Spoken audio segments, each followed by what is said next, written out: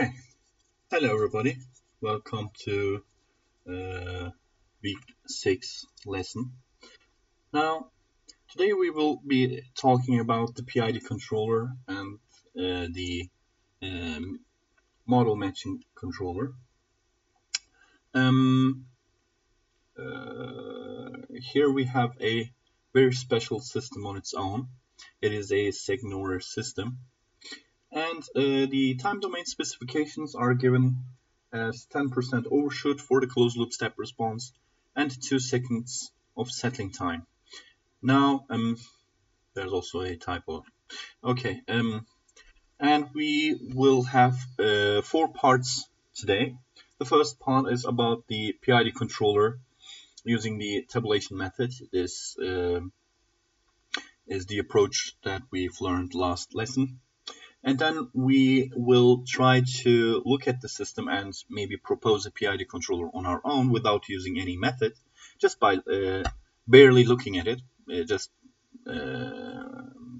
by the look of this, by analyzing the system.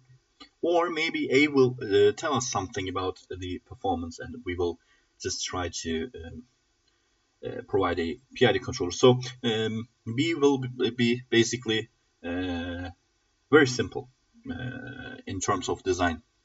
If you know what you're doing, you will just propose a PID controller and it will hopefully work well. And then we will extend this in proposing a controller, a more generalized maybe controller. And then we will look for the model matching method. Well, basically, for questions like A, if you are going to use the tabulation methods, the methodology that you will use is very simple. You will go ahead and define the system, you will define your controller, look for the closed loop characteristic polynomial, and then get the coefficients. That's the left hand side.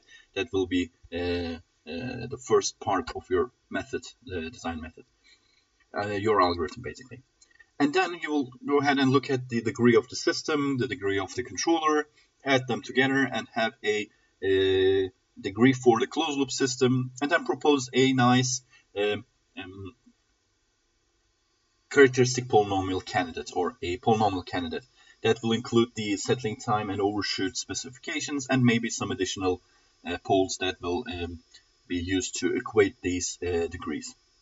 And then you will get the coefficients, define your problem, and at that point you will see if you need a tabulation, or if you can just find one solution, or even if there's no solution to this controller. So basically defining that equation set, that problem, is very important. After that you will just use the for loop and then cycle through every possible parametric value, and then you will evaluate your time specifications and look at your closed loop overshoot and settling time, and you will try to choose the most suitable one in terms of meeting the time specifications. Now, if you have a question that looks more like B and C, there's more thinking, there's more thought involved in that process, because there's no direct method to propose a PID controller. There are many methods, but here this is a laboratory session for this lesson. In these sessions, I try to come up with questions or problems that will guide us through new methods, or will teach us new aspects of controller design. So basically, B and C are kind of special for this question and the system. So it's meant to help us understand what the problem may be, or for this case, maybe what the control design method is all about. Because if you are designing controllers for certain years and you have a degree of knowledge in this area, you maybe look at the system and just come up with a better design.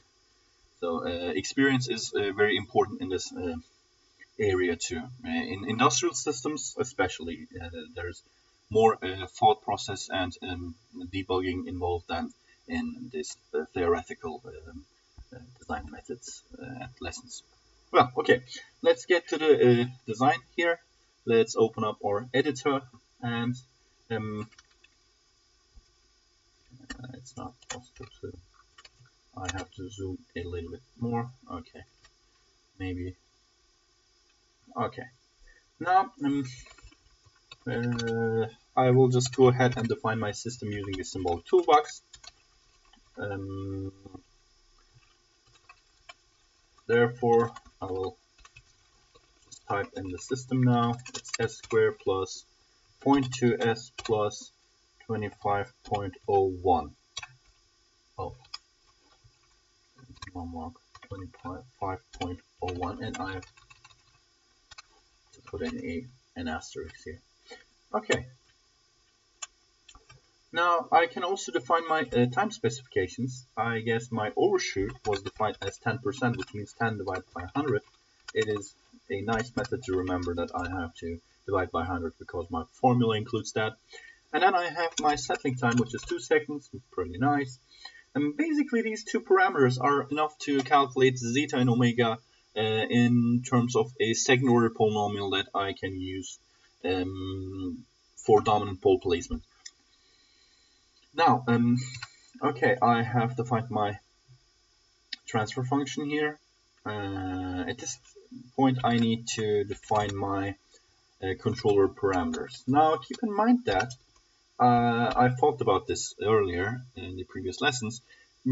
If you're using the algebraic methods, if you're trying to use polynomial coefficients in order to construct your problem and your equations, it is a better idea.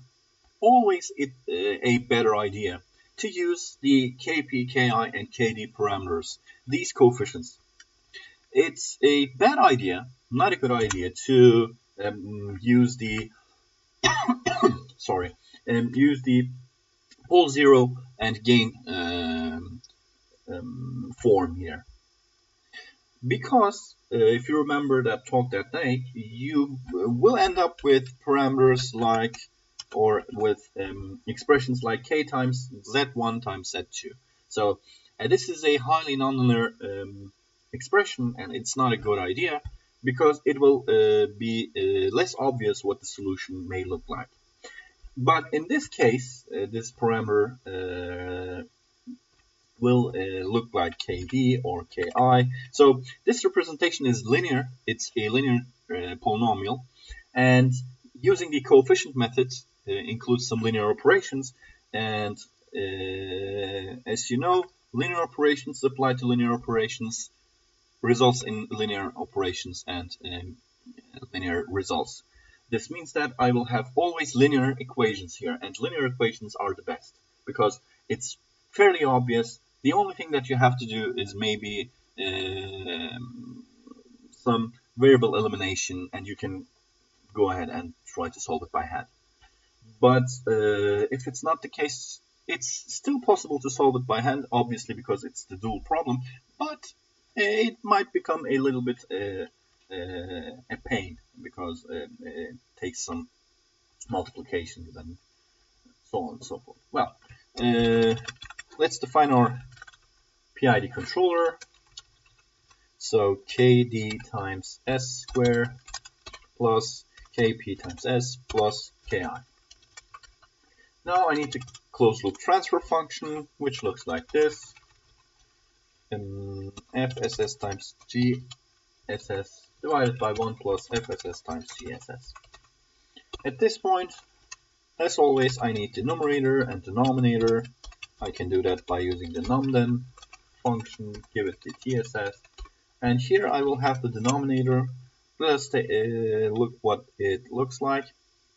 Now let's run this and open up our console, and it looks like this. So we have a third order, which is expected because the system is second order, and I have a integrator or an S term in the denominator here, which means that I'm adding just one S term. So multiplying that with S will obviously give me SQ. So that means that I have a third order closed loop system.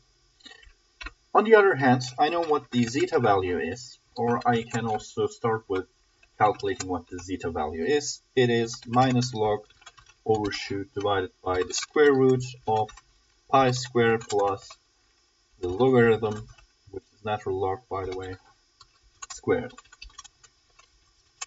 And then I can also calculate TS, or basically use TS in order to calculate this here. And if you look closely, you can see that I can take omega n, put it here, take this one, put it here. So I can modify my equation like this. Since I have calculated zeta and I know TS, I will be able to calculate the value of omega n. Now, at this point, I know what my closed loop dominant poles will look like. So I can also go ahead and define my PDS, my desired polynomial here, which will look like s squared plus 2 times zeta times omega n times s plus omega n squared. Now, since I have a third order closed loop, I can just go ahead and define another polynomial, which is a residue polynomial. And I will just go ahead and define it as sims p, which means I have a pole, which is hopefully far away from the other dominant poles. And then my polynomial is defined like this. So basically, my closed loop should look like PDS times PES.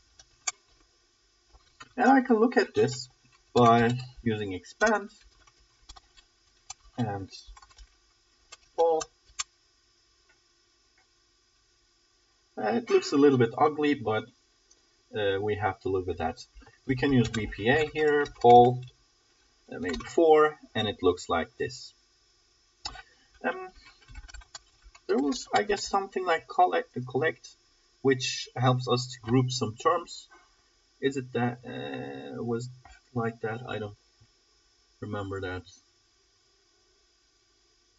Let's try it out. Let's say I have pol collect, and then pol, and then PS terms, and then maybe VPA and 4. So let's run this, and we can see we have a nice representation now. It shows us that we have s cubed plus p plus 4s squared plus 4p plus 11.45s plus 11.45p. And as you can see, I have linear terms. So this coefficient is linear, this one is linear, and this is obviously linear. So this is good. If I do the same for my denominator here, hopefully I will get some nice results there. And I can also see now that I have a 100s cubed, 100 kd plus 20, which is linear, 100 kp plus 2501, and 100 k1, ki, basically. Now you can see that it is a simple representation using kp, ki, kd, results in a simple representation of the characteristic polynomial.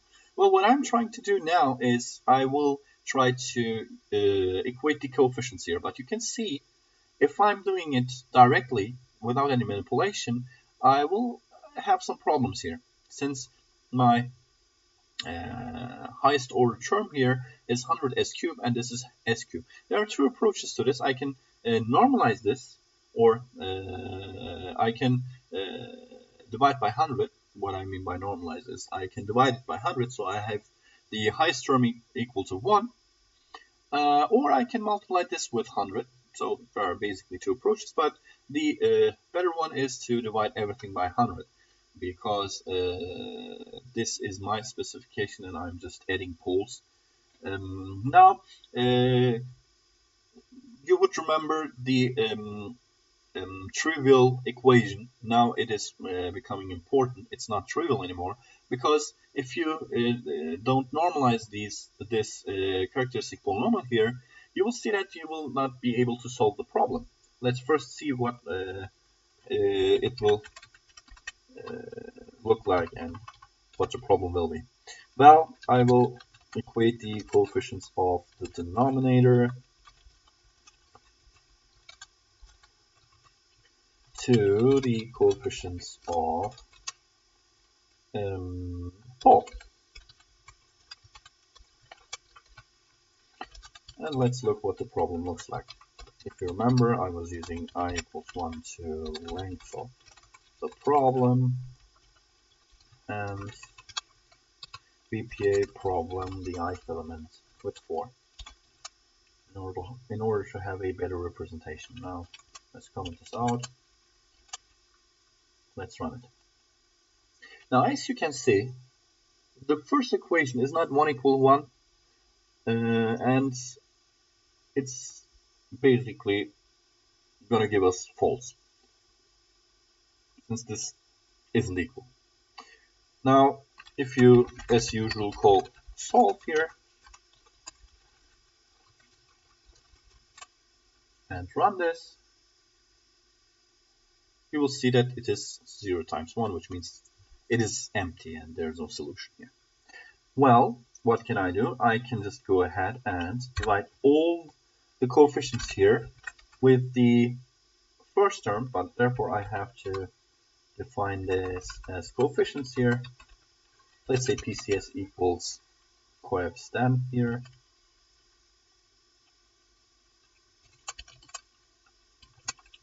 So I need to acquire the coefficients, and as far as I remember, it should be my first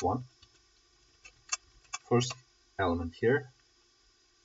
I didn't see what it gave me then. Oh, PCS1, by the way. And it is, since my last term is 100 Ki, this is my first term, which means that this is the highest order term here. So I have to say PCS equals PCS divided by PCS, the first element. So now if I use PCS instead of that, I can see now I have back 1 equals 1, and all coefficients are divided by 100, which means that I have the actual problem defined, since this was not possible before. Now let's get rid of these, and you can see that I have my solution here. There are 4 parameters, as you can see, and I have only 3 equations here, because the first one is now trivial. I can just go ahead and do this, and as you can see, I have 3 equations and 4 parameters, which means that I shouldn't have a solution. At least MATLAB will provide me with just a solution that is possibly setting some variables to 0, because that's the best approach here. And you can see that I have some terms 0 here, which means sol p is 0, which means that my second one, which is, I guess, Ki is 0. So basically, if you don't have Ki, you don't have an extra pole, and it basically MATLAB gives you the PD solution here. It gets rid of the problematic part, which is the integrator part. So this is not how I'm going to solve it. I'm just going to give it some parameters, and it will solve only those parameters in terms of the left parameters. So we can just go ahead and say Ki, Kd, and okay, maybe Kp, Ki, and not Kd, and P. So you will see in a minute why I did change it like this. You can just choose anything you want, but I want to use it like this here. Now you can see I have terms of I have expressions in terms of Kd, and you can also see that checking for sol.p, or the added residue pool here, I can see that Kd should be greater than 19 divided by 5, which makes 3.8. So, for example, I can choose Kd 4, and it should give me a stable solution. Since I know the PDS part, I have chosen these parameters, I know that I have a stable polynomial here. And I am multiplying this with the residue polynomial, which means that I am just adding p, and I don't have control over this.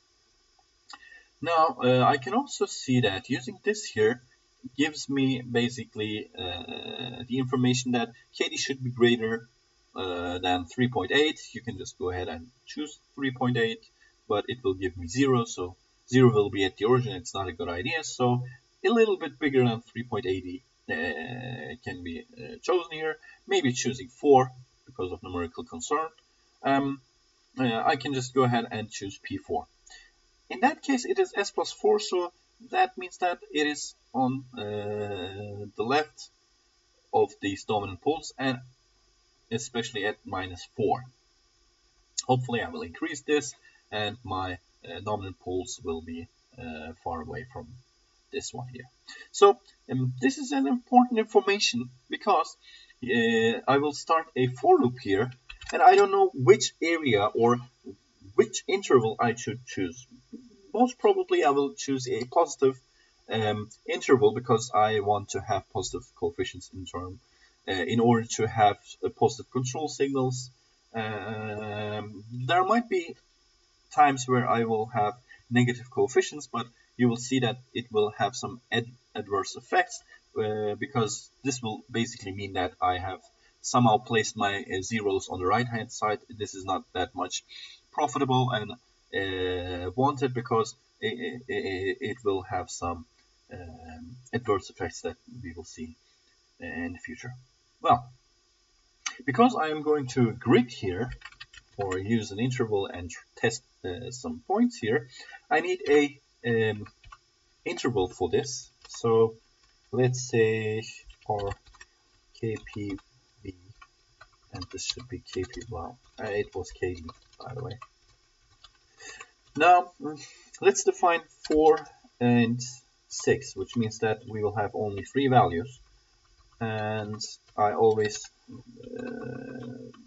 tell you that you should try just a few values for the interval here. If your code works, you can increase the interval for the samples. So this KD val should start with, or I should have I equals 1 to length in KDV, and my KD val will be the ith element of KDV here. So what I'm basically doing here is I'm just choosing these points here, and I length. So you can see that I will try at 4, 5, and 6. That's the only thing I'm doing. Now, since I have a value for KD, I can just plug in these values into these parameters. So that's basically what I'm going to do. So KP val will be sol.kp, and I will just substitute, since this will be a numeric value, and I will have no unknown parameters. I can go ahead and tell MATLAB to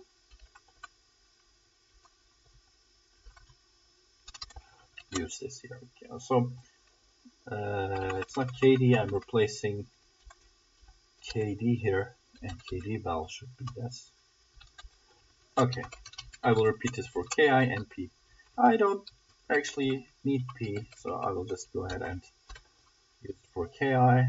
So it should be sol.ki.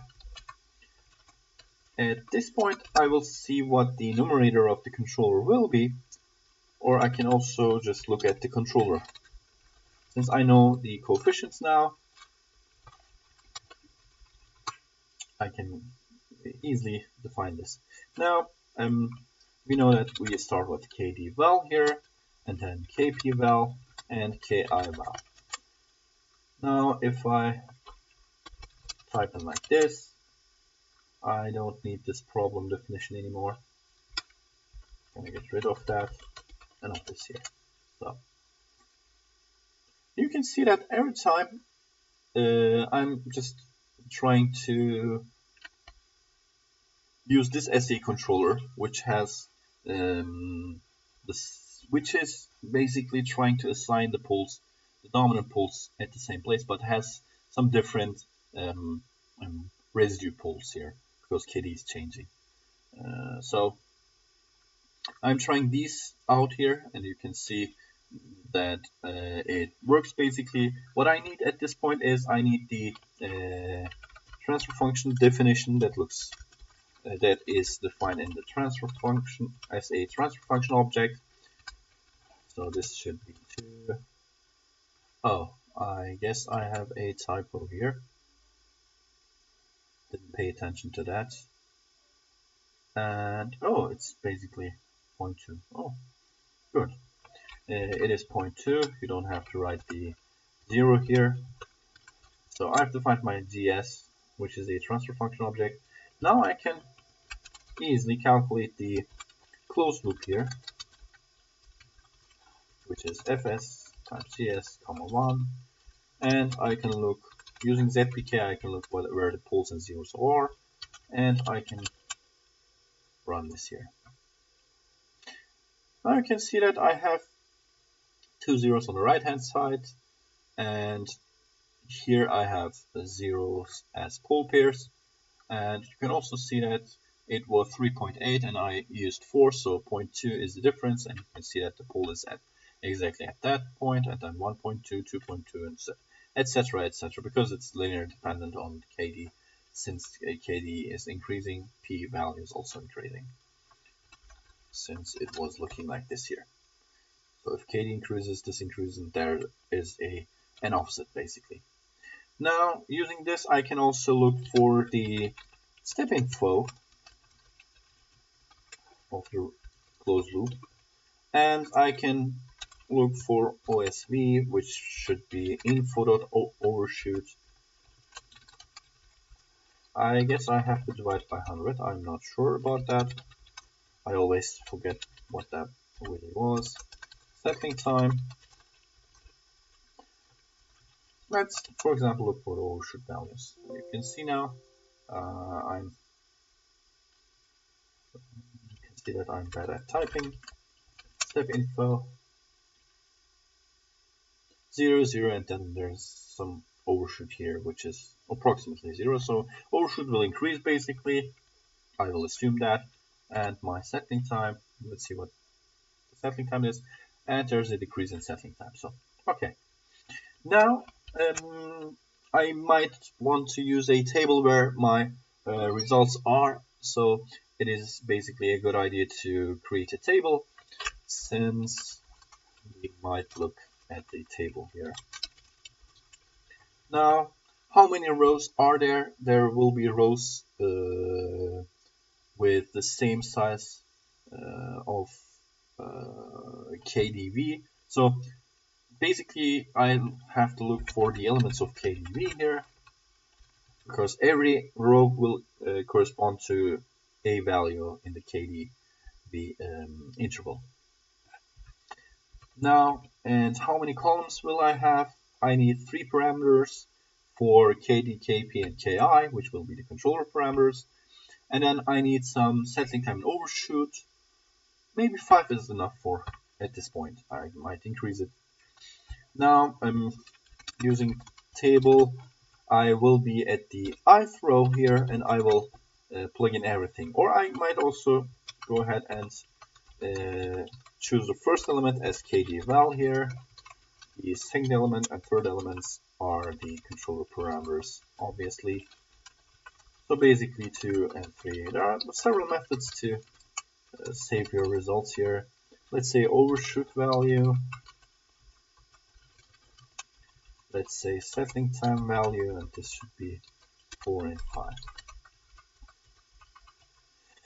Now we can see what the table looks like once it did calculate it. And you can see that 4, 5, and 6 are the values of KD, corresponding KP and KI values, and then I have overshoot, which is increasing, in settling time.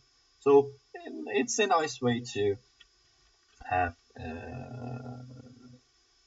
the opportunity to look at these values here.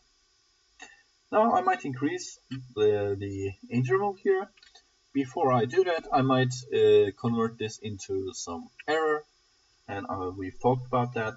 I can just say that my error will be 0.5 times the absolute value of some error, and 0.5 times the absolute value of some other error. Here I have two specifications, settling time and overshoot. I can just say I have some overshoot value, and I will be subtracting the overshoot, which will be error, and then divide by the overshoot value. Basically what I can do is 1 minus the overshoot value divided by overshoot. So you can see that 1 minus overshoot divided by overshoot here will be a normalizing error here. It's the same as using OS minus OSV divided by OS, so it's a normalization. Or I'm looking at the relative error here in terms of the unit here is percentage, so it's a relative error calculation. And I can do the same for my setting time here.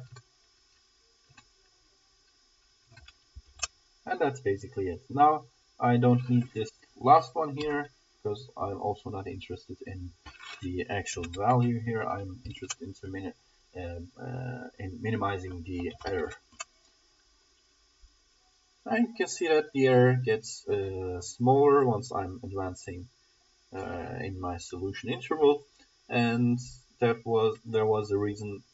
The reason behind this was that the overshoot value was increasing. It was trying to increase, and the settling time was decreasing, so basically it makes sense. Now maybe at this point I should just look for a big interval and then look at the table here.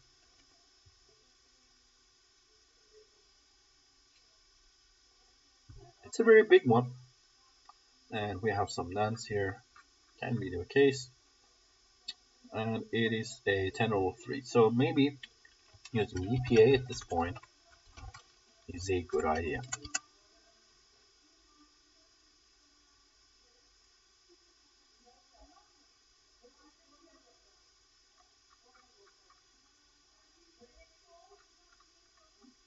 Now you can see that I have a certain interval here where the error looks a bit better because it decreases to a certain point here, namely here, and then it starts again increasing, and then it becomes even another number, and so on and so forth. I can see that here. Now, before I advance, I will code it so that it will give me the best solution in terms of the minimum error. So I can look for the minimum here, and it should be something like this here. I'm not sure about that. And what do I want to minimize? Well, basically all rows are needed because I'm looking for all rows here, but my last column, so maybe this comma end is a good idea. So let's look at the value of index here. If it's an integer, I'm right. If it's not, I have to change the order here, and it's an integer basically. That tells me that the 10th element here is the best solution. So I'm getting the index row now and all columns. At this point, I can define my transfer function of the controller as follows. Now you can see that I can use row, and I like to use it like this. You don't have to define every parameter here. You can just go ahead and use this because I put them into the table so that I can use this in this representation. If you do not pay attention to the order of the controller parameters, you have to define and extract, or you have to extract every value, define variables of the controller, and then you have to construct your transfer function. But since I have paid attention to the order of my values, it should be KD, KP, and KI. I can just go ahead and type it because this is a little bit simple. It's much simpler in my opinion. Now I have fs times ts, 1, which will give us the closed loop here, and I will define the figure 1, the clear figure, and then hold on, grid on, and then let's say step. Let's see what the best solution looks like.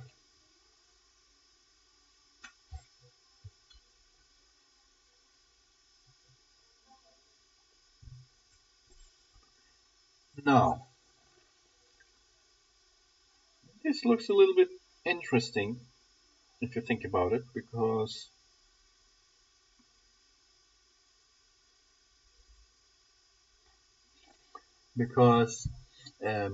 it tries to reach the reference value, or the value of 1 in this case, at the beginning. It comes very close, and then it starts to decrease its value, and at a certain point it decides again to increase its value, and then it overshoots a little bit, which is not ideally 10% as far as I can see, and it settles down. And you might be able to say that this is a 2-second settling time response, because it settles down around the 2-second margin here. But the look of the response is not very ideal, and this might cause some problems, because most of the systems should be controlled so that it is always increasing in the value, and then with some overshoot it should settle down, but some reasonable overshoot. If you have some overshoot that is too much, let's say 30%, 40%, or higher values, then you should expect some downfall, or something like this here. But if you are in the range of, let's say, 10%, 15% overshoot at max, you should have a nice increasing and settling down to the reference value kind of shape. So here it might satisfy the time domain specifications, but it's not in its ideal shape. So that's basically it.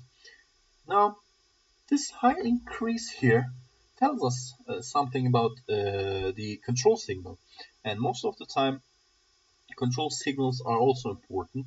We will come to that in the upcoming lessons too, in control system design.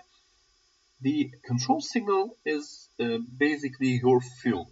If we have a car or a vehicle, and if we are trying to design a controller, then the control input will be the control force in that case, which is generated by the motor, or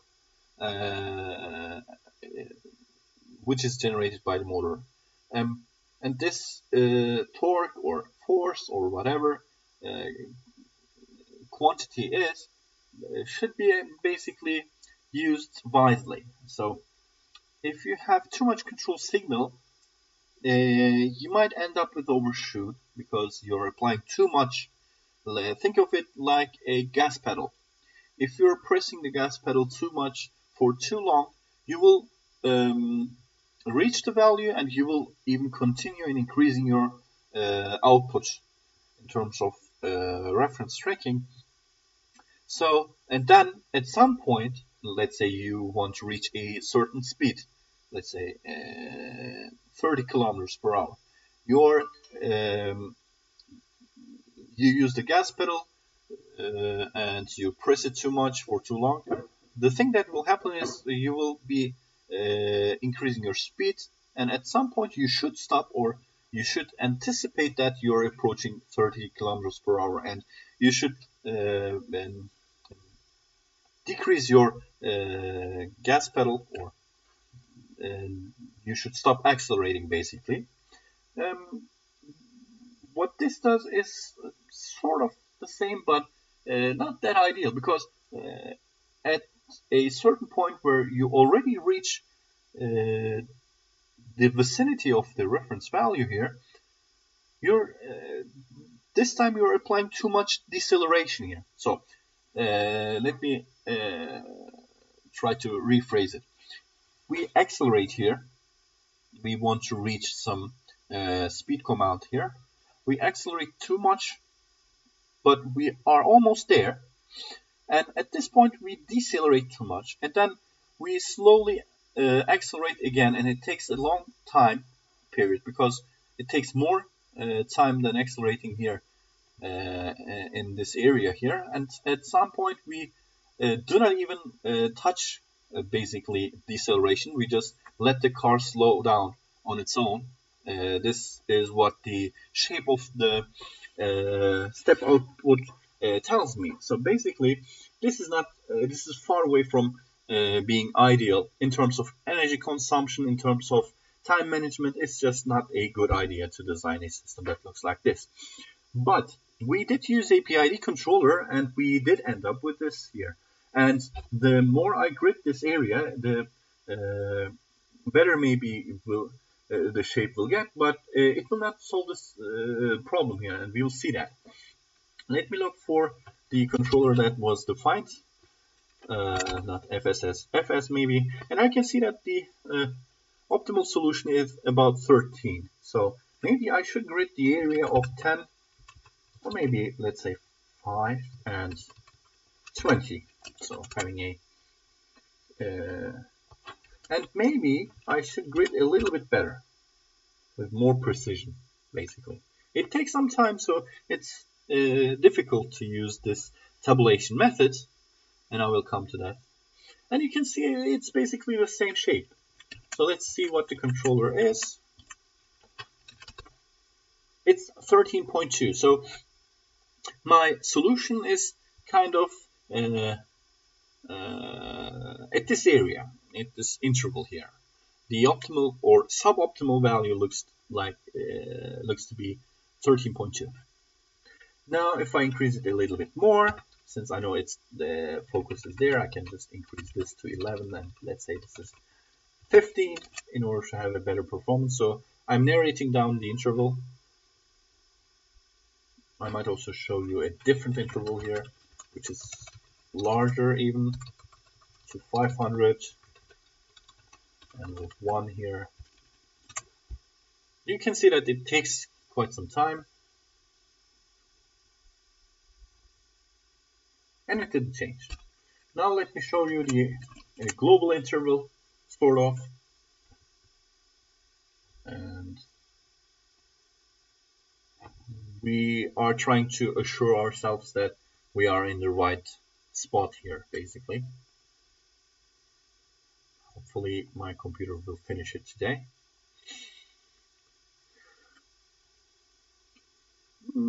For most of the systems, you have to look at the step response and try to imagine what it would feel like if this would be a car or a temperature control system or something else. So having some practical knowledge or some brainstorming about practical applications is a good idea in terms of that design here. So you can see that even having big values here doesn't give me less error values. So I didn't miss any interval that would be better here. Seems like that at least. So now I might want to look at the, so I know it was 13, let's make it 12 and 14, and maybe a little bit bigger than that. So some performance optimization. Now, instead of the step response, I might look at the pole zero map here in order to understand what's going on. So PC map. Let's just run this part here. And it did go away. So basically, I'm sorry. I know that I have a third order system, and I know that I can see that one of my poles is basically here at minus 9.4, which is far away, basically. And then I also have poles here.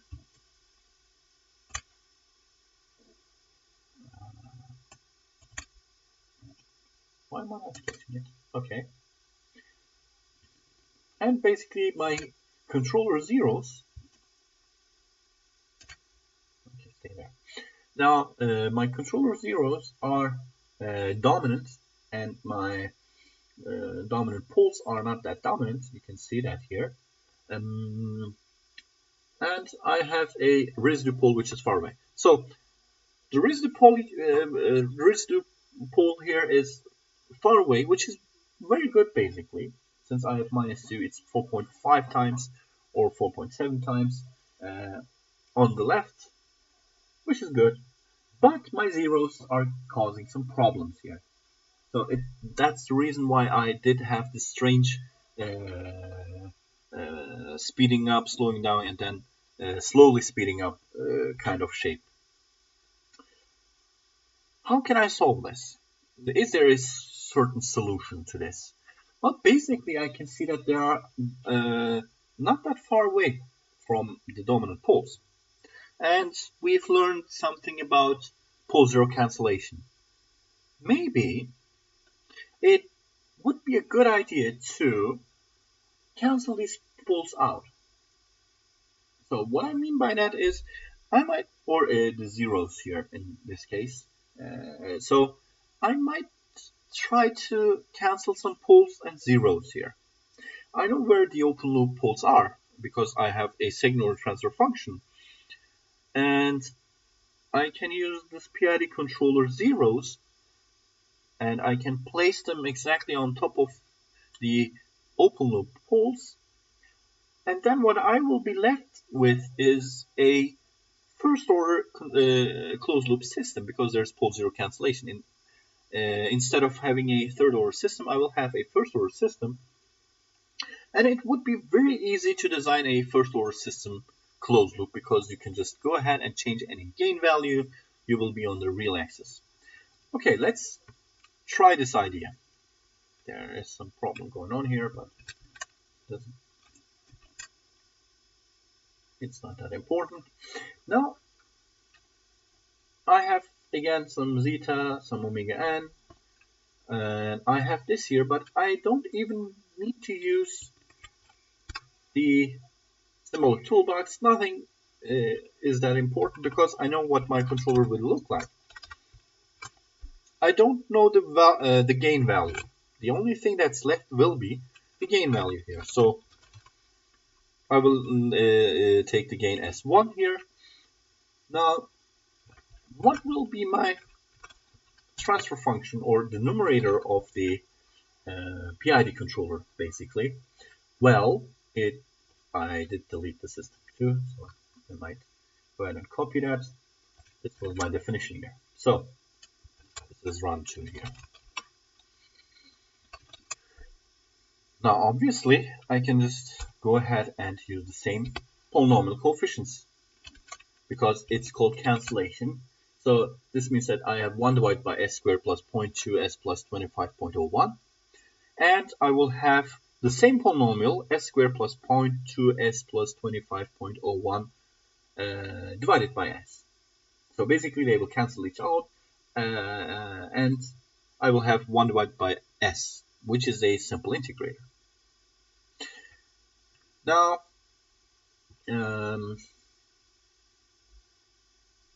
I have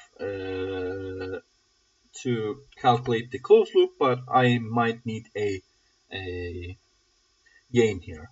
So I have told you that if you know where the poles of the PID controller are, then what you're left as a design problem is basically a p-type controller. So remember that we are designing controllers with the algebraic method, which means that we are using these coefficients, the model, and then try to equate them and get a solution. But there's also an alternative way of designing controllers, which is called the root locus method. But the problem with the root locus method was that I didn't know where to place my zeros and poles. Basically, I know where the poles are because I'm using PI and PID controllers, but I don't know where to place my zeros And the idea behind adding zeros to the system was to change the root locus so that it would pass through the design point if it's not, or it would have a freedom to it. And then once I know where the pole or zero that it's added to the system via the controller is known, I can go ahead and use this p-type controller design methods where I search for the gain on the root locus. So I'm trying to move, shift, or kind of change the shape of my root locus via adding some poles or zeros. And once I'm done with that, I'm just going to use that resulting root locus to get the proper gain value. Now, this means that I can basically use a root locus on fs times gs. Now, keep in mind that this is very important. Most of the time, you might be using a TS here, which is the closed loop system. Think about it for a second. You will see that you're trying to design a controller for a closed loop system. If you don't have a multi-loop structure, which is another topic, and we do not, at least in the laboratory sessions, we do not consider those types of systems, but maybe homeworks can be different. But if you do not construct some other loops of it, you will not use the root locus of the closed loop because you're not designing a second closed loop. You have to use the open loop with the new added poles and zeros. So here I will use fs times gs since I did add some zeros to it and an integrator to it, but I don't have the gain here because with a proper gain k times tf here, I would have the proper closed loop transfer function. But if you have a gain, you will never include that gain for the root locus because at your design point, your gain calculation should give 1 in that case. Now, keep in mind that I can look for this root locus here, and let's see what the root locus looks like. You can see that I have added zeros exactly on top of the open loop poles, and I have a first order system behavior basically. Since I want to have a settling time of 2 seconds, and I basically know that using the settling time formula approximately, maybe I can click here somewhere where I am seeing -2 because 4 divided by 2 gives me 2 here in this formula here. So basically I need to use the gain as 2 here. I can see that the gain is the same here. So I can just give it a gain of 2. Let's copy this and paste this and look for the feedback with gain value 2 here, comma 1, which is TS here. And then I can look for the step response of this TS, and hopefully I will get a nice result here. Now you can see that we have a in terms of practical application a better design here. You can change this gain a little bit. You can adjust this gain a little bit to get exactly 2 seconds of settling time, because 0.98 looks to be somewhere here, and it's okay basically. You can also use this here. Since the settling time formula basically cannot and should not be used for a first order system, but is approximately right, you should go ahead and maybe use 5 times tau or 4 times tau, where tau is the settling, is the time constant of the system. So the only thing that bothers me is that I have a problem with the overshoot, because this results in a first order system. I'm missing my overshoot because my settling time and overshoot values were set like this here, and I can also see the step info here. Let me show you what the controller looks like. By the way, you should always define it like 2 times fs, or you can give it a different name and then 2 times that name is equal to fs. Depends on your choice. Now I can see that this is a PID controller, and I can see that my KD value is 2, my KP value is 0.4, and my KI value is 50.02. Very easy, very basic coefficients here. And my settling time looks pretty good, 1.956, and I can maybe make it exactly by adjusting this gain of the root locus. But the only thing is I don't have any overshoot. For most applications, if the overshoot was not 10%, but it if it were requested that the system should be critical damped, then it would be a good controller design. But as you can see, I want this 10% overshoot. I don't know why, but that's the application that's requested here.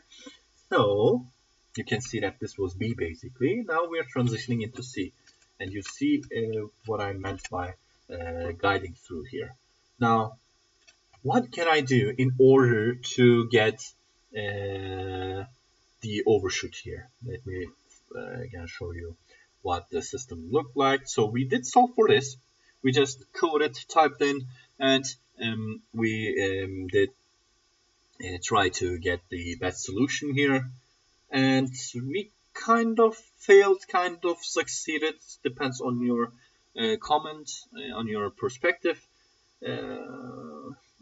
But practically it's not desirable in that way. So we proposed a better controller just by looking at it and remembering that we could maybe go ahead and cancel out these poles, and with a single integrator it's far simpler to adjust the setting time. There's no dominant pole placement involved because it is only one pole. So basically talking about dominance is trivial. Now what should we change here? Our approach lacks to satisfy the overshoot requirement. Now, if you would have proposed a controller, what would you change? Well, basically, what I would change here, I wouldn't change these zeros here. I wouldn't change the integrator here because I need the integrator in order to be able to track step responses, step references, basically. These zeros are needed in order to get rid of these poles here because they're a little bit problematic, and if I'm adding too much poles together, I might fail in dominant pole placement, and it becomes a big struggle. Well, I only have to add a different pole that should give me the exact solution here.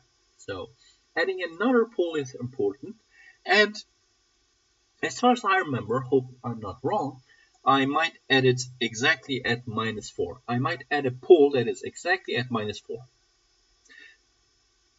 And we will see the reason in a second here. Let's use convolution in order to define it. It's 1 and 4. So this is basically around 3 here. Now let's get rid of this here and get rid of this here. Just look at the root locus that's going to be plotted in a second. Now I can see that adding it exactly at -4 resulted in this root locus where it separates from -2 here, which means that my settling time should be automatically satisfied because my settling time formula looks for the real part of the pole pair, of the dominant pole pair, and since this is this will be resulting in a signal system, it will be dominant by default since there are only 2 poles. Now, basically, the real part of this pole pair is set to 2 here, and if you calculate TS equals 4 divided by zeta times omega n, where zeta n times omega n is 2, you will get 2 as the settling time. So this is directly aiming to satisfy the settling time here, And the only thing that's left here is to draw a line where zeta will be our zeta. I can just show you that by using S-grid, and I don't remember which one was. Let's try to use zeta in this here, and let's try to plot it again. Now I have to zoom in a little bit. At this point here, now I can see that. Okay, I need a little bit more omega n. Let's make it 5. Let's run it again. And zoom in again. So it seems like in order to satisfy the overshoot, since I should have the zeta value that's defined here, it seems like this point is exactly the point that I'm looking for, because it has the real part of 2, which sets the settling time here, and it has the exact zeta value that is needed here. So basically the omega n value will be between 3 and 4, a little bit closer to the 3, maybe 3.4, something like that. So just by clicking, and you can go ahead and code this too, but I'm just going to click for the simplicity, and I can see the zeta value here. So a little bit here. Come on. 5.93. Okay, maybe 5.93 is close enough. It is 9.92, so 11.4. A little less. Let's try 11.2, something like that. So basically, I can now open up this part, and my gain value should be 11.2. And I will have this controller and that.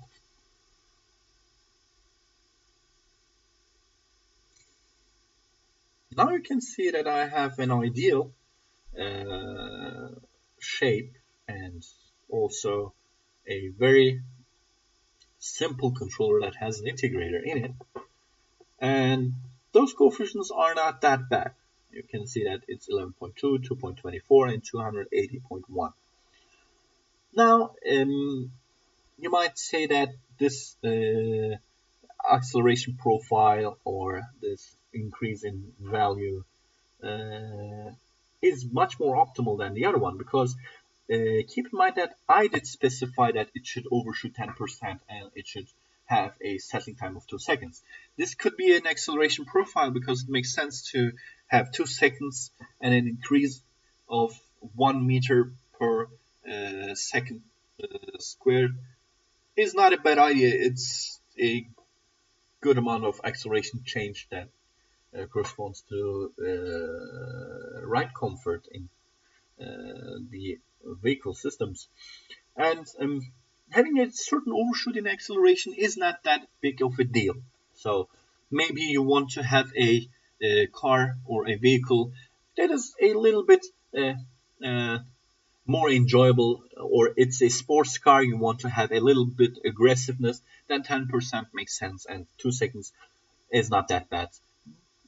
But maybe it's a heavy duty vehicle if it's 2 seconds for acceleration profile, but I don't know. So basically, if this is a speed profile, if a car has the speed curve as shown here, then you might get in trouble with the law, because 10% is the tolerance. If you have a little bit too much than 10%, you might get into trouble. And the ideal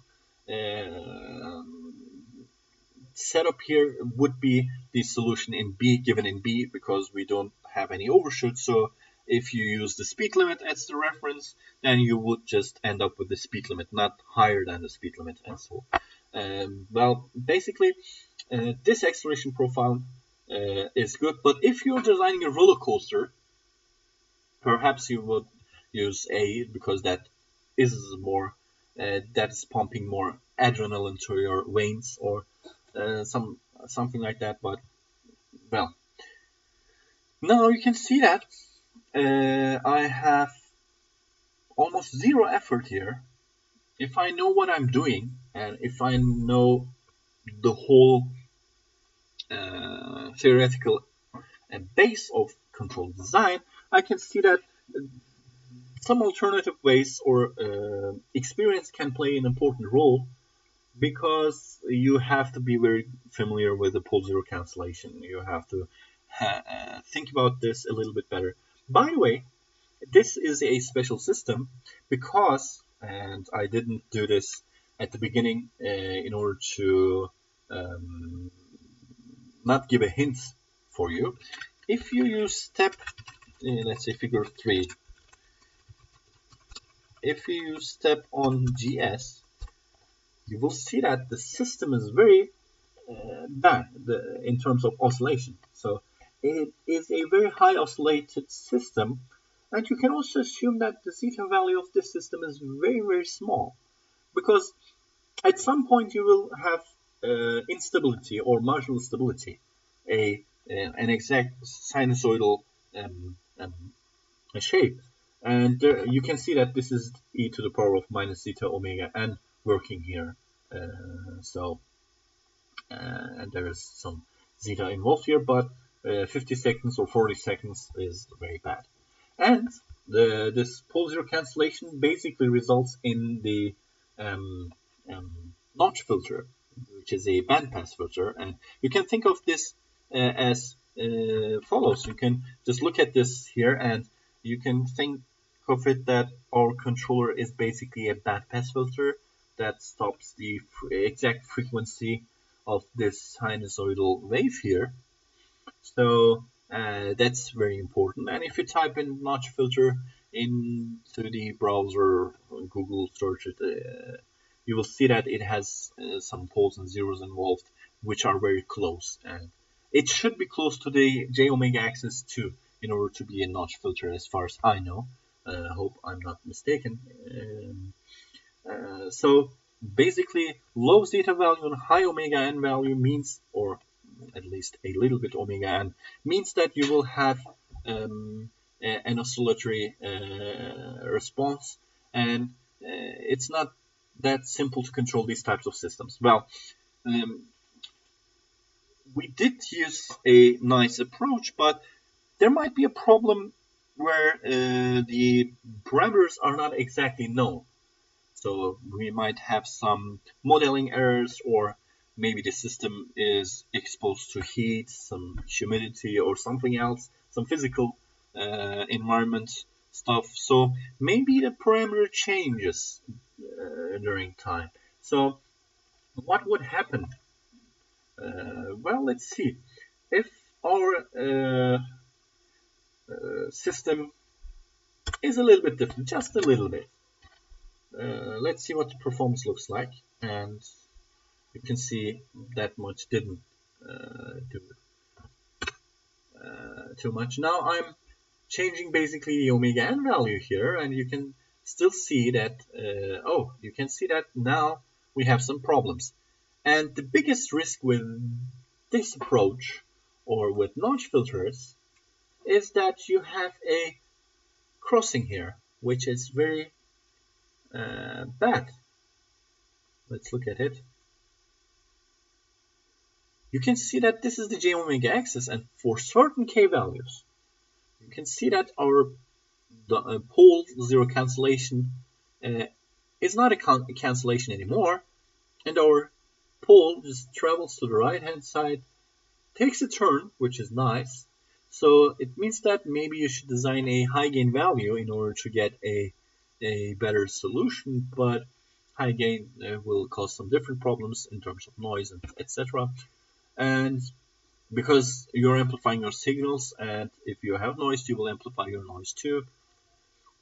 But you can also neglect that, since if you remember, we have a bandpass shape, we have a bandstop filter, which means that we might also add a, let's say, low pass filter to it, so that it will attenuate the noises, etc., etc. So basically, control design is not only control design, it's also filter design. If you know some control theory, you might also go ahead and pass that knowledge to filter design, because they are basically the same thing, but one is viewed in the frequency domain, some signals and system stuff, and the other one is in Laplace domain. The only difference is that basically, and you are dealing with inputs and outputs. A filter has an input and output and deals with input and output, and it manipulates the behavior of signals. Sometimes it's trying to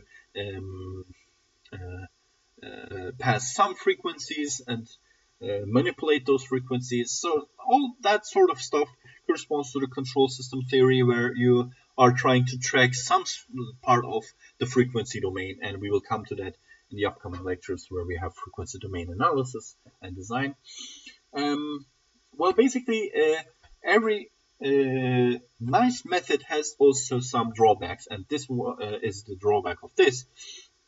So having an error in the omega n causes some problem.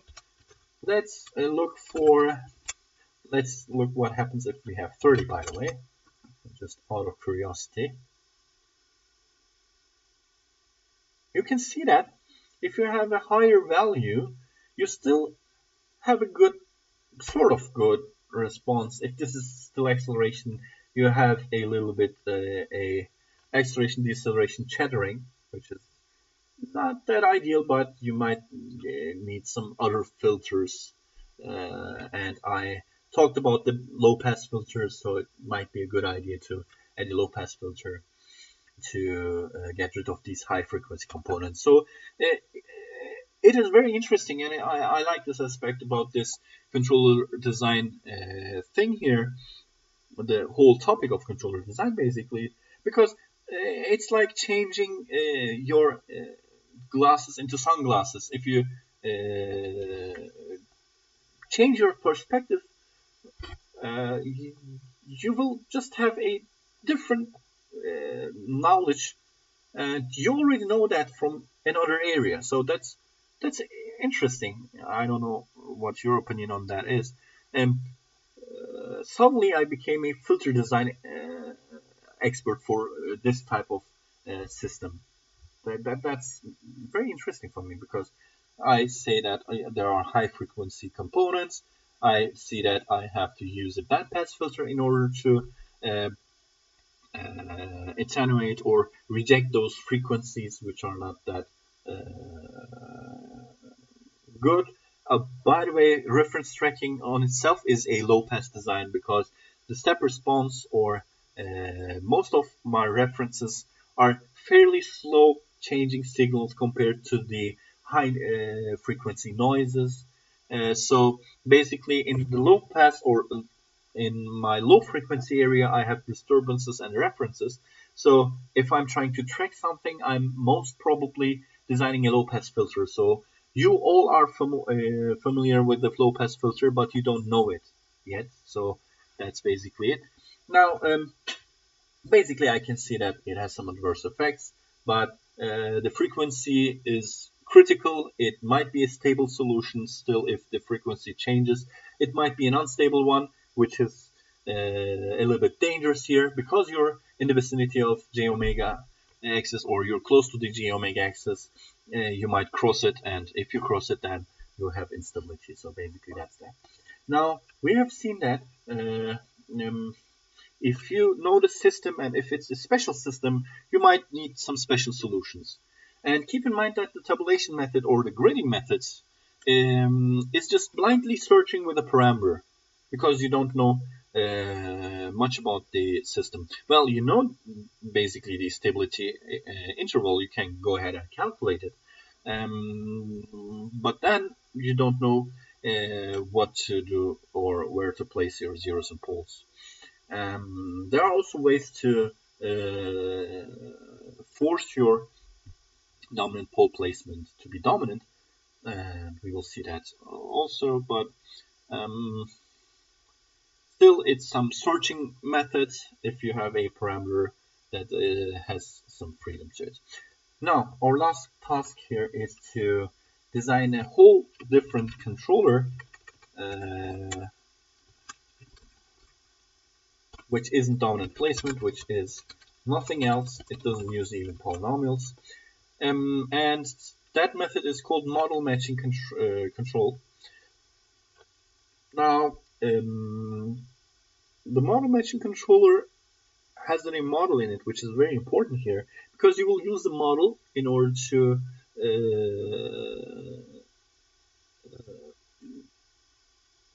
design your controller, or your controller will have the model. It will include the model itself.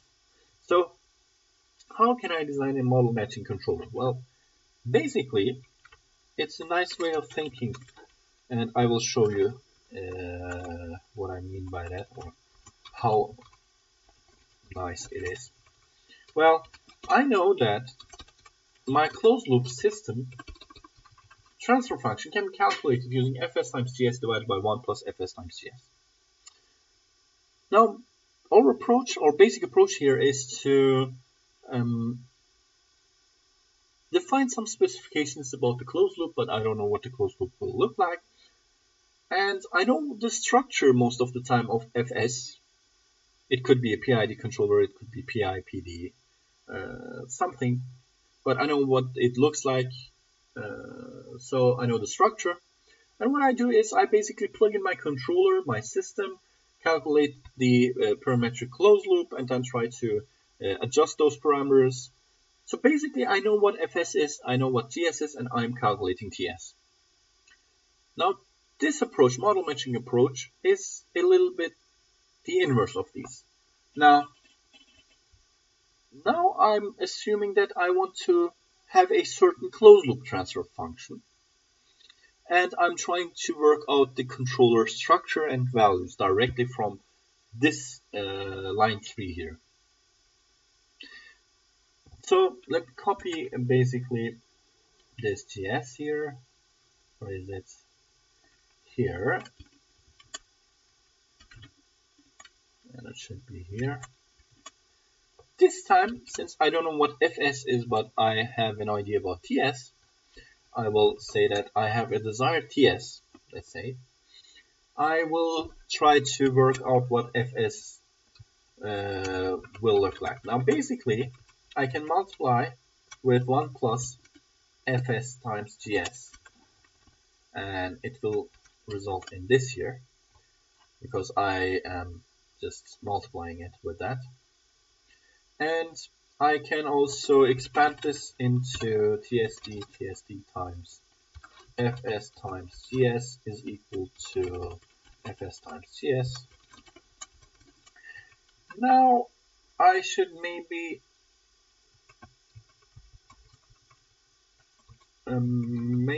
this should be placed here.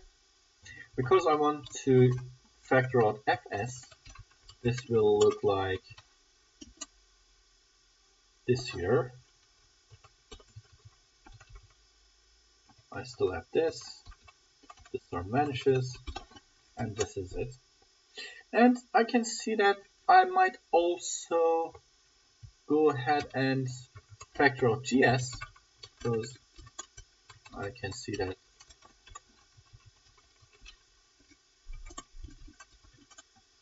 so this is 1 minus TSD. Now, since I know what TSD is and I'm trying to work out what fs is, this becomes basically TSD divided by gs times 1 minus TSD. So I will use this formula, but I have to define a desired closed loop transfer function. And at that point, I will use this relation given in line 9 in order to calculate the controller. Basically, that's what model matching controller is, and the term model comes from the fact that I have basically, if you look at line 9 closely, you will see that it is the same as 1 divided by gs times TSD divided by 1 minus TSD. It's the same basically, and you can see that since when I'm calculating the resulting closed loop, that I'm basically multiplying fs with gs divided by 1 plus fs times gs. You can see that fs times gs, and since fs has the inverse of TS, those will cancel out and you will have TST 1 minus TST. So, and taking TST divided by 1 plus TST will give you basically TST. So you will have the desired closed loop polynomial if you have that. And keep in mind that Fs times Gs, where the Gs is cancelled out, is a pole zero cancellation. So there might be some hints for us. Before we go into detail, I will just go ahead and try to define a desired closed loop. Now, how can I come up with a desired closed loop here? Basically, I will copy these here. Because I had some specifications. I know what the zeta value should be, I know what the omega n value should be. Because in dominant pole placement, I'm using them for dominant poles. And I'm saying that these should be dominant and everything else, all zeros and poles other than these two dominant pole pairs, should be far away on the left, because if they are far away on the left, they would have almost zero effect. So if I'm defining a desired closed loop, I might have an idea about that, because I know that I'm using second-order system representation or polynomials in order to accomplish what I want in terms of time specification and settling time and overshoot. So the dominant pole placement or the dominant part is necessary, but the other ones I'm not sure if I should add them or not, because they should not have an effect on the response. So basically I can omit them, or I can just pass them, so I might not use them, and I might go ahead and define a transfer function. Now keep in mind that my PDS here is the denominator of the system. So s squared plus 2 times zeta times omega n times s plus omega n squared will be the denominator here.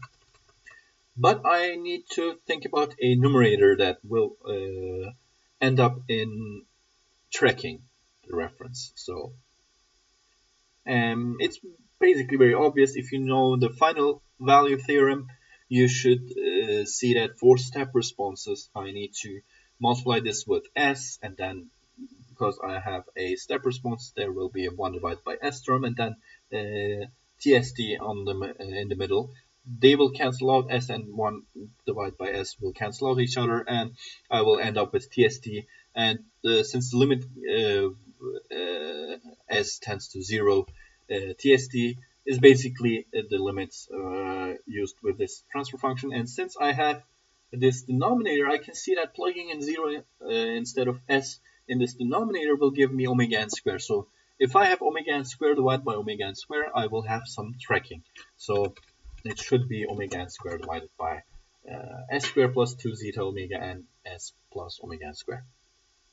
Now, this is my desired closed loop because it has some gain of 1. It has the exact time specifications that I'm looking for. Now I can use this Fs equals 1 divided by Gs times TST divided by 1 minus TST. Let's put in another parenthesis here. And at that point, let's see that this TSR is the resulting closed loop. Here I will calculate the feedback Fs times GS1. And I will have the step response TSR here. Let's see what happens. Oh, this should be TF because I'm working with the control toolbox here. So let me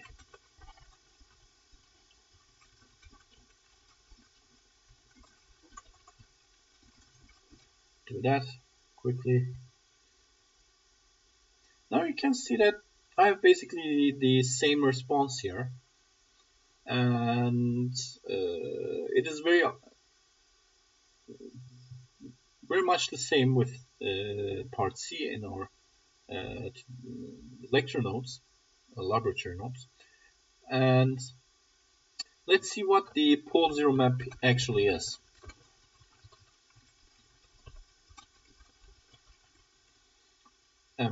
TSR.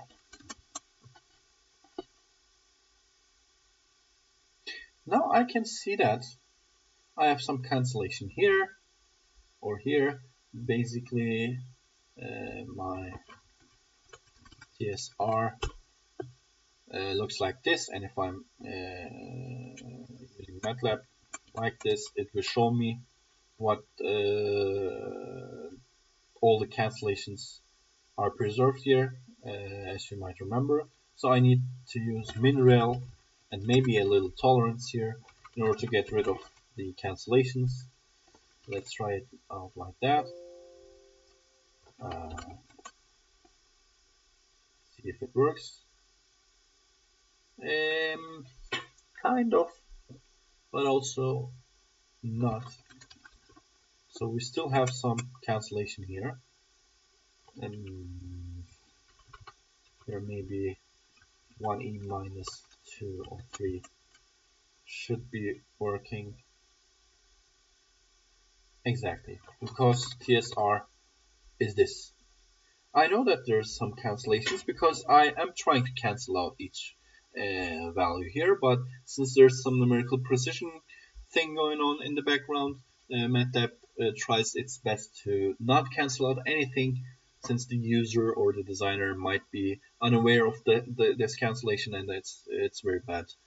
It might cause some problems in the future. So MATLAB is trying to remind you of these pole zero cancellations as much as possible.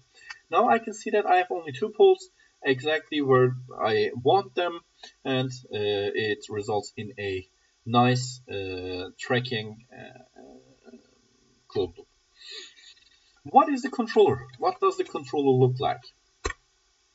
Again, some cancellation. Let's do the same here.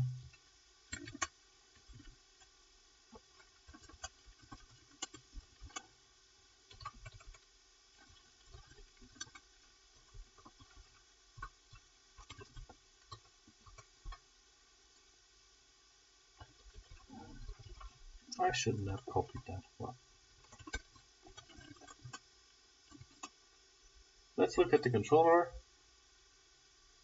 structure here, and I don't know if you remember what my controller was, but basically I'm copying this here, I'm running this here.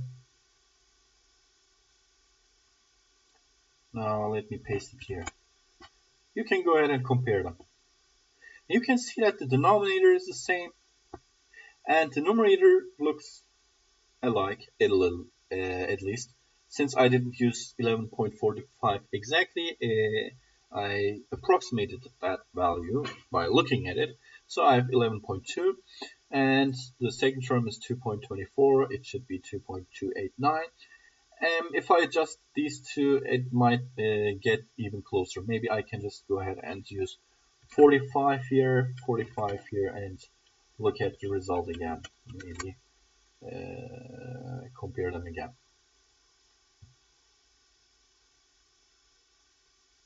I also did, I guess, change the system parameter a little bit. That's the reason why I don't have the exact solution here. 0.01, that might be the problem too. Now you can see that it is almost the same, only the last term here is a little bit different than the expected one, but almost the same. So basically, the model matching controller can give us nice results that are close to ideal or are basically ideal, and I can just see that I have this here. There might be also a problem, since I did also approximate the position of the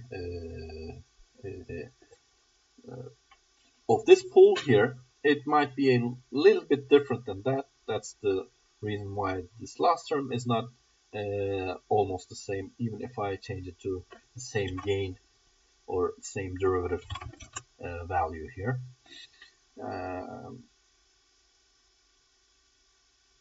This is due to that. So no, basically I did approximate this right. I'm sorry, I'm taking it back. I have some numerical errors maybe, or it might be also because it is 25.01, or this mineral can also mess up stuff, but it's close enough. It's not that important that I have a ki value that changed a little bit. But basically, I can see that my system is very important in controller design in order to have ideal results or designs. Knowledge is important, but the more you are analyzing systems, the more systems you see throughout the design process, the better you will become at controller design. And if you're in the industry, this will never be enough for you, because real-time systems or real-world applications are very difficult to solve, because there's noise, there's some disturbance, there are model uncertainties, there are lots of stuff going on in the real world that we are neglecting here. And so as I've mentioned before, if you have a motor control problem, then most probably you should look at some temperature change. You should analyze or try to have a design that will compensate for that, since heat is very important in those systems. Well, basically, knowing more methods is helpful, because this model matching method is basically helping you. But model matching is basically a different version of control with the inverse, because the only difference here is that it is a closed loop approach. The only difference is that since we can see that we have the inverse of the system here. I've talked about this last week, if you remember. I said that if you have fs times gs as an open loop, one of the strategies can be 1 divided by gs. So canceling out every pole and 0 here can be helpful, but keep in mind that this is basically an open loop strategy. But this one here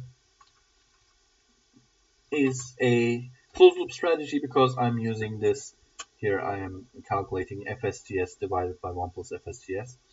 So my controller has the inverse again, but it is in closed loop. So basically that is very important and changes many things here.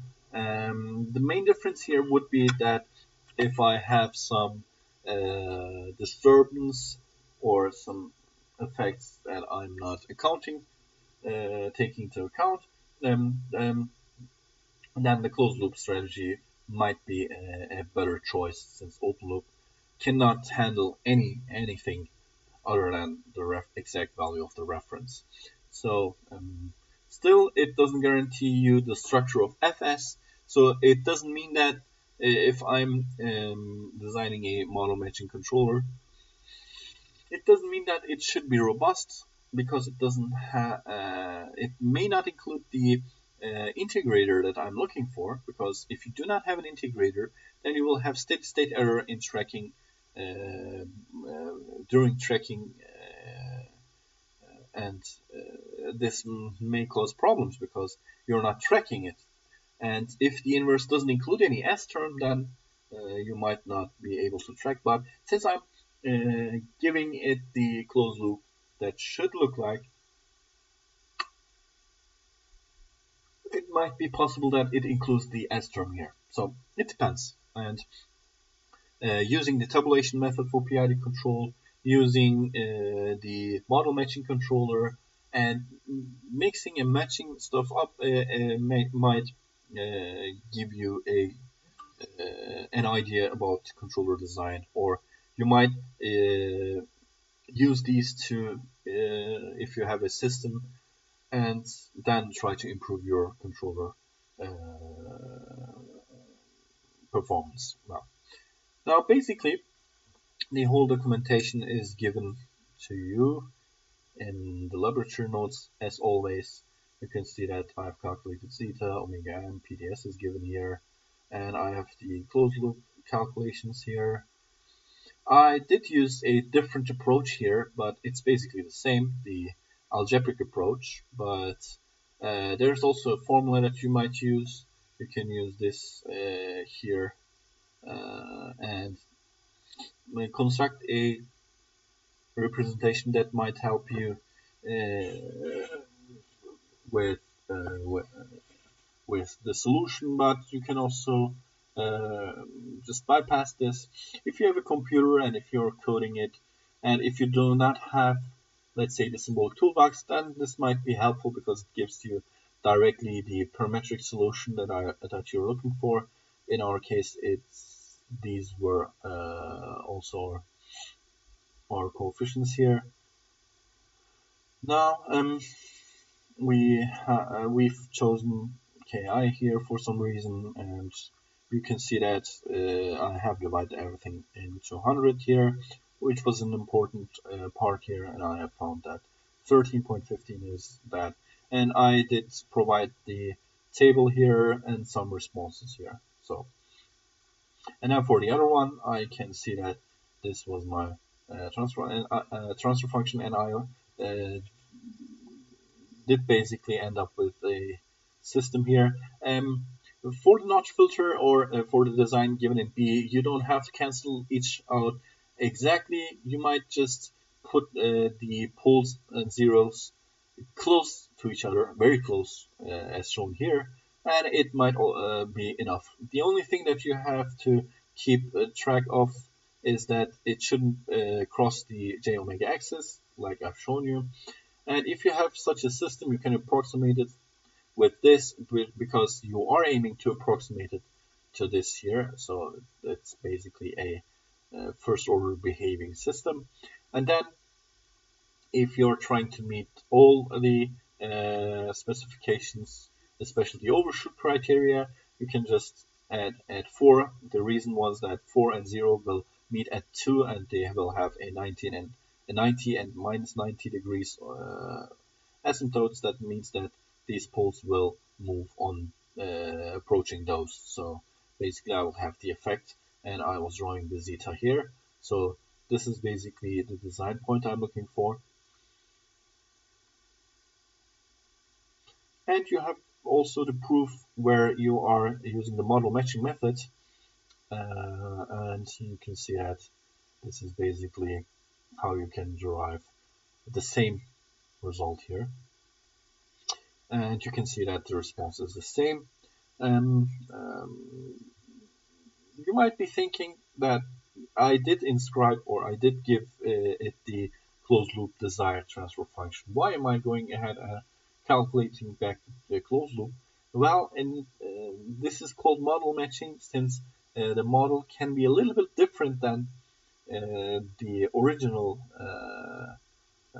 system model. Or keep in mind that we are using models, not the system on its own. So if I want to test this in real life, I'm going to take my controller and connect it to my original system, not the model, not a mathematical representation, but the system, the plant itself.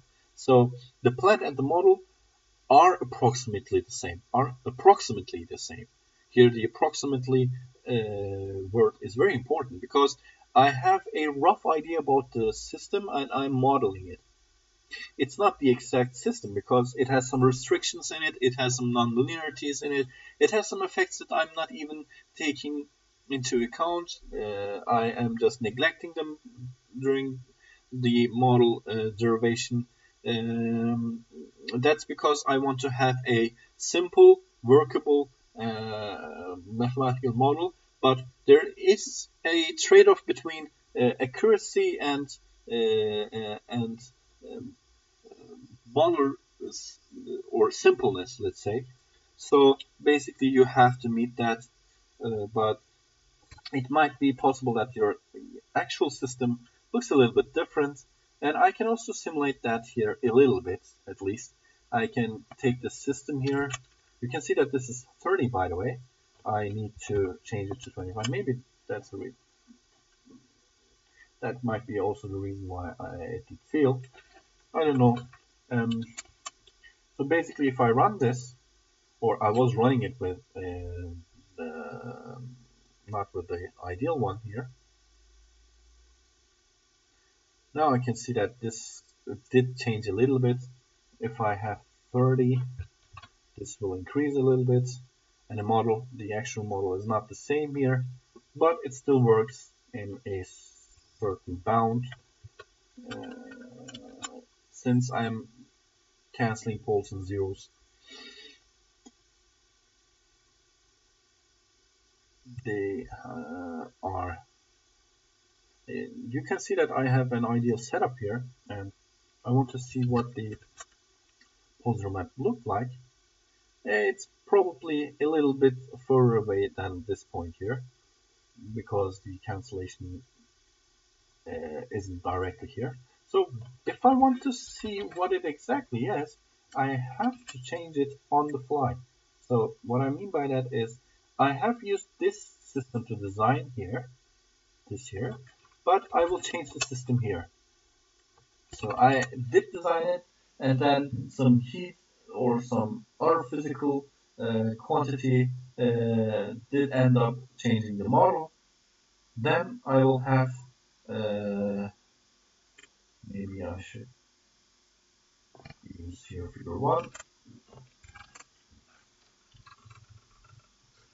Then you can see that the pole zero cancellation is not exact, so I will have some effects. And you can also see that the exact effect is shown here because the controller is the same, so that's basically very important. And if I decrease it, I guess that it will become unstable. Oh, it didn't. So it means that this. Oh no, I'm changing that. It should be changed, not the other one. It will go to. Yeah, it will go to infinity because I've crossed this. Remember this root locus here? It was turning like this. So I did choose a point that is on the right half plane. So in this case, I should be very careful, and I might adjust the setting time overshoot. Keep in mind that most of the time, if you're a system designer or controller designer, the overshoot and setting time values will depend on the practical application and also on your choice, because there will be an interval that will be feasible to choose, and you will choose from that interval. And if you're not wise enough, or if you do not do your calculations, then you might be choosing a setting time that shouldn't be chosen. So in our laboratory sessions, most of the time, we give you some sort of setting time overshoot or some specification, but in real life, you only have the system on its own, and you don't have any setting time overshoot predefined. But sometimes the control signal will tell you, or the restrictions on the control signal will force you to choose some restricted setting time overshoot values.